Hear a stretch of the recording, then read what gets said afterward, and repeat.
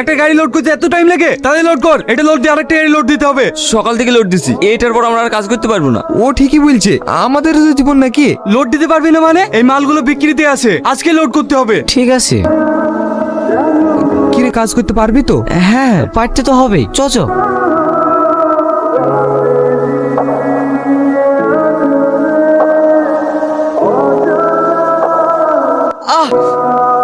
ক্রিশন কি হলো? অনেকটাই তো বাকি গেছে রে, চ ম্যানেজারের কাছে।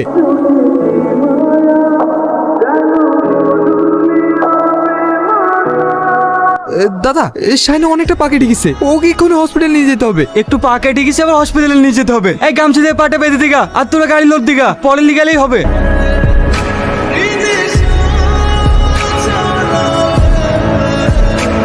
কি হয়েছে শাইনের? পা তো রক্ত ভেসে যাচ্ছে, তাড়াতাড়ি শাইনকে গাড়িতে তুলুন।